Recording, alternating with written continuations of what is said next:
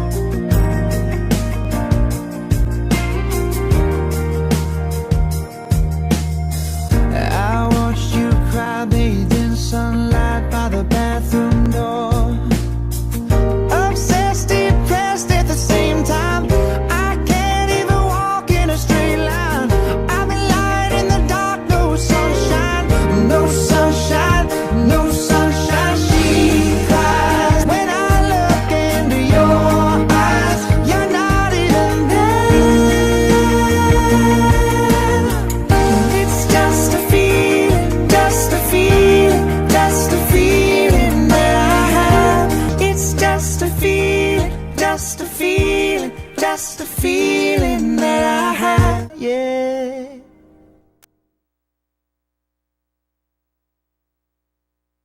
Would you go to help someone? Would you go to the end of your driveway? Would you cross a street? Would you cross an ocean? Would you go if you could use your knowledge to teach someone? And in the process, maybe learn something yourself. Life is calling.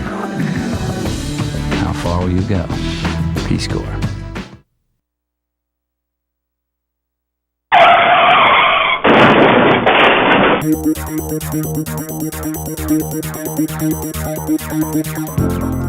You may say I'm a dreamer, but I'm not the only one. I hope someday you'll join us, and the world will be one.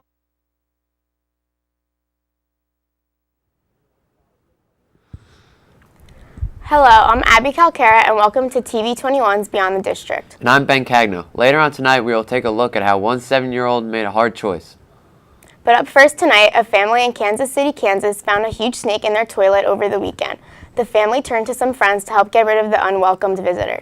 The snake was stuck inside the toilet's plumbing, so they took the whole toilet outside and used a hammer to break it open and get the snake out. Josh Marshall has more.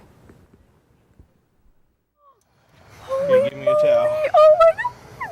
Before Jamie Garcia got the surprise of a lifetime. Can you get it? She was going through her nightly bedtime routine with her sons, Andrew and Alex. I told him, I was like, go potty, and he went potty, lifted the toilet, and he's like, ew, mommy, go look in the toilet. Inside, Garcia found the unthinkable. We showed this video to Shawnee Pet Stop's owner Greg Smith to find out what kind of snake invaded Garcia's plumbing. Obviously a ball python, which is these are native to Africa. They're not native to Kansas, but they're great pets. This is one of their best pets going.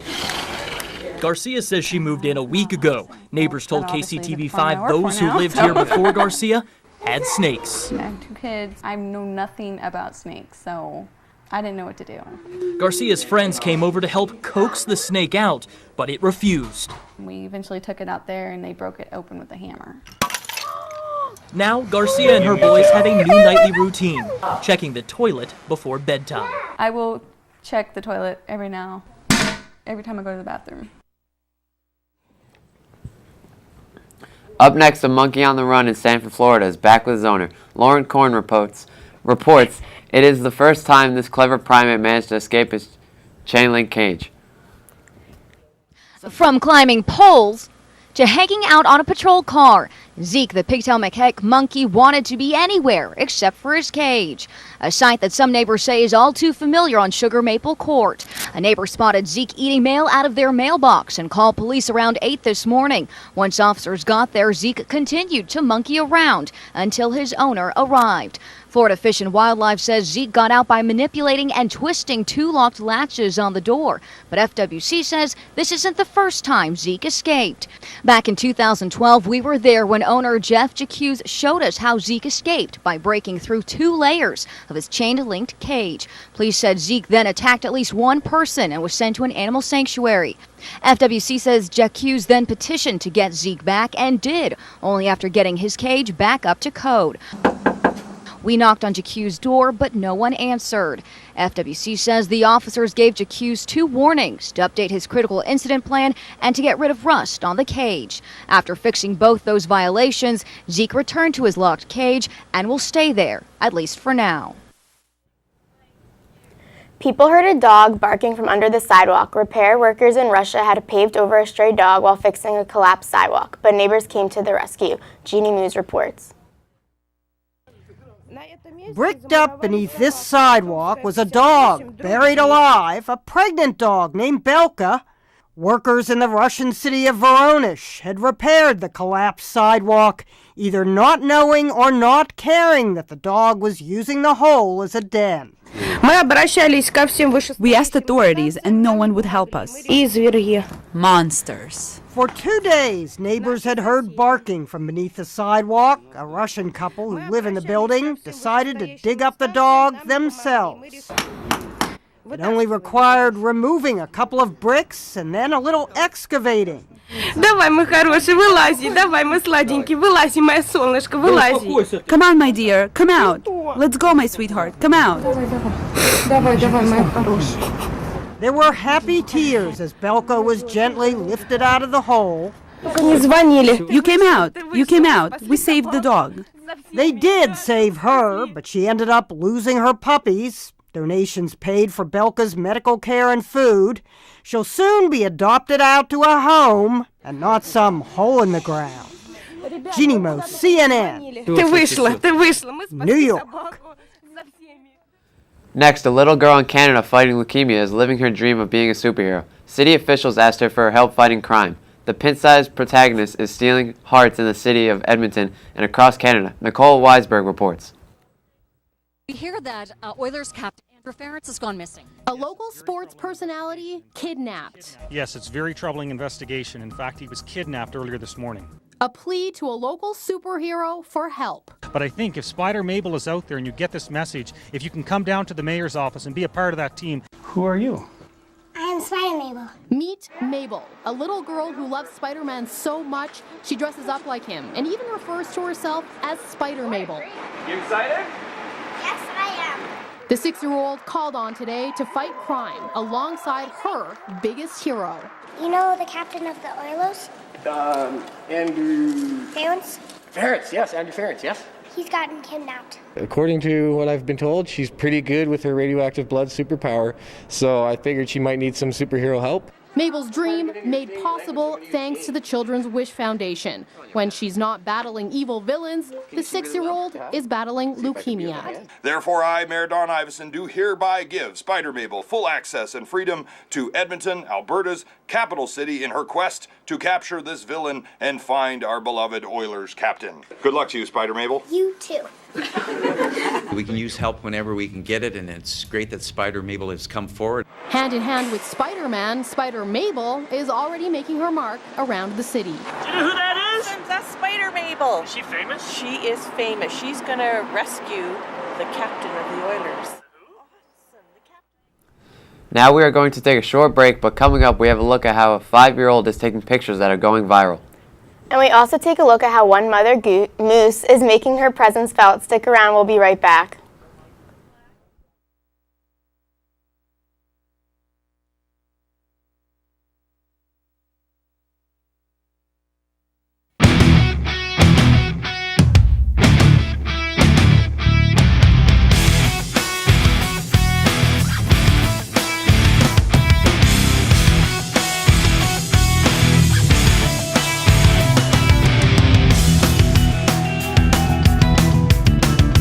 Circle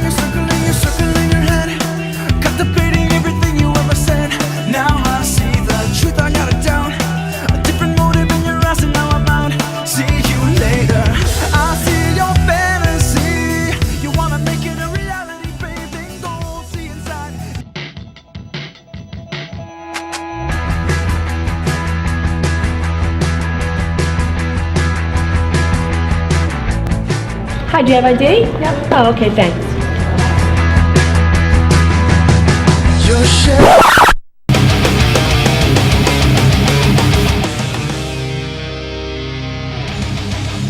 Hi, do you have ID? No, I don't. Oh, well, you can't be in the building without ID. I need to... It's okay. Excuse me. Yes, security, please. There's a young man in the building without ID, and he's running away from my post here at Ball Duty.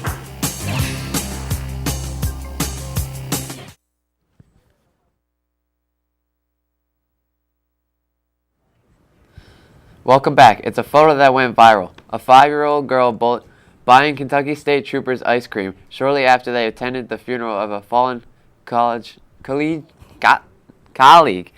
Now 2 of these troopers are surprising the girl, Elizabeth Woosley reports. Big word. Remember us? 5-year-old Isabella Gregory hasn't seen these Kentucky State Troopers since the day they buried their colleague, Trooper Joseph Ponder. Give me a hug.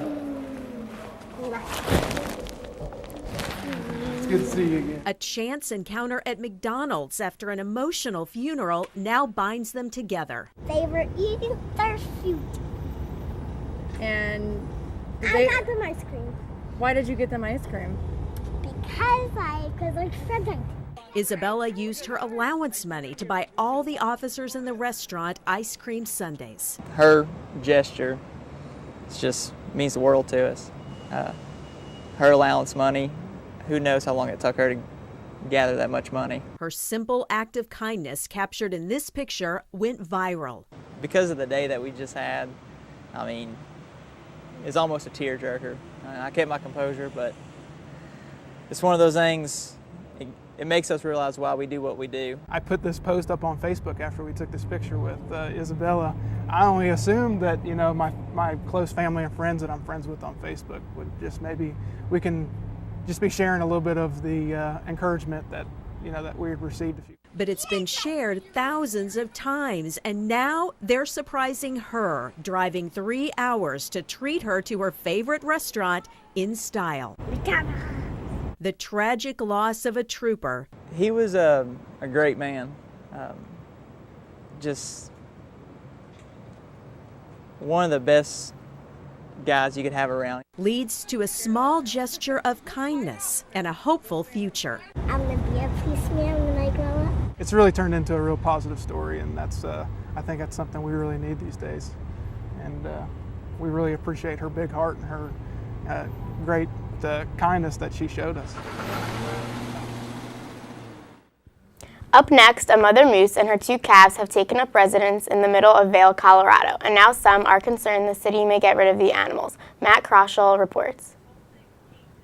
A mother and her 2 calves, some of the most famous residents in Vail these days, recently captured on this parking garage security camera hanging out. Everyone I've met, whether they're eating their trees or walking on their lawn, they love the moose. And a construction worker saw the famous trio too. So news late Thursday of an unexpected online petition spread quickly. It hinted that the city officials here were in the process of removing and destroying the moose. Outrage turned to anger online. So I saw somebody brought the petition to my attention late yesterday. So we wanted to make sure we got the correct information out there. Vail city leaders took to their own social media accounts to help calm the fears of many. We're not sure how that got out there, but our procedure for dealing with wildlife moose, as we just let them do what they're going to do. At last check, the Change.org petition had more than 1,000 supporters and was still active online. Police say the moose are here to stay, and that is something most everyone we talk to agrees is a good thing. Now a 7-year-old Massachusetts boy found thousands of dollars, but he did not hold on to it. He made sure he returned it to his owner. Paul Burton has more on this boy who did not just learn the golden rule, but he put it into action. You found $8,000? Yeah. Have you ever seen $8,000? I just did today. 7-year-old Aiden Wright has always been taught to do the right thing, but his character was tested on Saturday when he found $8,000 at this park in Salem. I ran up the slide, and at the top I looked in the corner, and there was like this black checkbook, and I and I opened it up, and I saw $8,000 in it, and then I brought it down to my uncle. Took it back to my truck, and I counted it out, and it was $8,000. While some probably would hesitate, Aiden and his uncle did not. They immediately turned it into police. Turns out the money belongs to Elias Santos, a hard-working contractor who had just got paid. Well, I was so grateful, because you don't have people like this no more. Elias says he had the money in his pocket as he was playing with his kids here in the park, and as he came down the slide, it accidentally fell out, but he didn't even know it was gone. When the police called me, I was kind of surprised. Officer O'Leary asked him if he missed anything, if he got robbed, and then he fished his pocket immediately, and he said, "I missed $8,000. He was so happy that he gave me this. To thank Aiden for his honesty, Elias gave him $100. You're being called a hero, you know that? What do you think about that? Cool. He's been taught from day one how to do the right thing, and this just shows that the lessons have been learned, and I'm so proud. What is the golden rule, Aiden? Golden rule. Treat other people the way you want to be treated. A lesson we all need to learn. It is now time for another break. Coming up later in the show, we will take a look at how 11-year-old learned a life lesson in a car. Beyond the District will be right back. My name's Emily, and in 7 years, I'll be an alcoholic. I'll start drinking in 8th grade, but my parents won't really notice because I'll do okay in school and everything will seem okay, but everything won't be okay.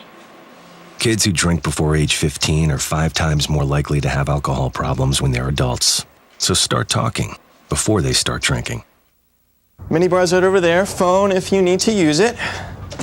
Bed. And what is that? Oh, that's a double chin. The guy who checked out must have lost it just snacking on fruits and vegetables. Have a good stay.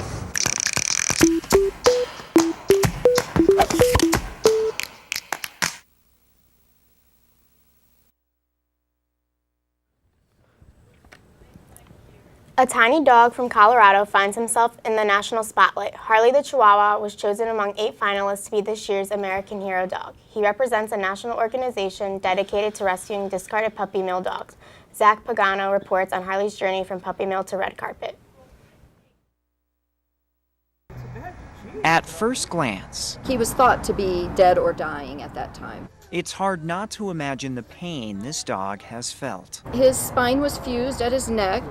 His legs were very crippled. He has severe subluxating patellas. Harley the Chihuahua spent the first 10 years of his life in a puppy mill, where he lost his eye, but not his spirit. I just thought that I could give him a home and give him love for the first time in his life. Harley is a poster dog for the National Mill Dog Rescue, 10,000! an organization that has rescued and rehabilitated more than 10,000 dogs. His job is to educate people about puppy mills through a message of inspiration. I think a lot of people are under the misconception that dogs that come out of that life can never really rehabilitate. Maybe you can never house train them, or they're biters, or always fearful.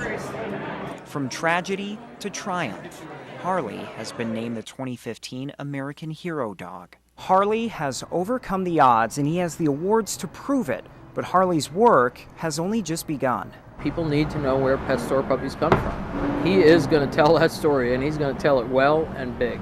Harley may be small. This isn't really about Harley. It's about puppy mill dogs. It's about millions and millions of puppy mill dogs. But he's part of a mission much larger than himself. Wrapping up tonight's show, a California man has quite the fish tale to tell his friends. He spent part of his weekend waging war with a hammerhead shark off the California coast. And that battle was all caught on camera. Andrew Lyria explains. In one of those what would you do moments, 33-year-old Mark McCracken, fishing a half a mile off Gaviota State Beach near Santa Barbara over the weekend, found himself being virtually stalked by a hammerhead shark. That shark had its eyes on his fish, and Mark feared on the fisherman himself. And I feel a bump to the back of my kayak, and then right after I feel another one, and turn around, and that's just when chaos kind of broke out. He He was right behind me, and I couldn't tell if he was biting my kayak or headbutting it or what he was doing exactly, but I didn't want to find out what he was capable of. But the shark quickly found out what Mark was capable of, as he jabbed it with his paddle time and time again. So I started kind of hitting him pretty hard and trying to hit him in the eyes, in the head, anywhere that I thought would get him away from me. He's not leaving. He's still here. But the fight wasn't over. For 15 minutes, that shark continued to keep too close for comfort. He's not done. He's still there. This guy was wired differently or something. He was fired up and trying to get me with everything he had. Then, as Mark paddled in, the shark came back for another round of hammerhead versus paddle blade. I just beat up a shark. That was your day. When he finally made it to shore, so did the hammerhead, virtually pacing back and forth as if it refused to give up. I'm pacing back and forth. It looked like he was waiting for me. He wanted round two, wanted to battle me some more or something. I don't know. Something was wrong with this shark. It seemed like he was a little crazy. Dry land. It's nice. Indeed it is. Andrew Luria, Fox 5 News. Remember, if you have a story you would like us to cover, or if you have an announcement about an upcoming event, please send it to interschool mail to the TV studio at High School East, or you can email us at tv21@trschools.com. Also, be sure to tune into TV21 throughout the day to catch the show and Tom's River Schools Today as we bring you stories from around the district. Also, please take a look at our website, www.trschools.com/TV21. well, that wraps up tonight's show for Beyond the District. I'm Abby Calcara. And I'm Ben Cagno. Have a great night.